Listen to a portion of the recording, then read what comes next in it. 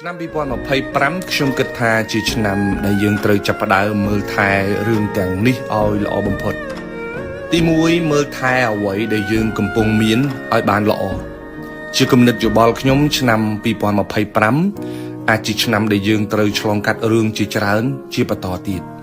ហើយយើងត្រូវយកចិត្តទុកដាក់ខ្លាំងបំផុតនោះគឺប្រភពចំណូលរបស់យើងបើសិនជាយើងកំពុងតែធ្វើការងារណាមួយ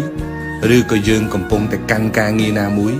សូមធ្វើការងារនោះឲ្យល្អបំផុត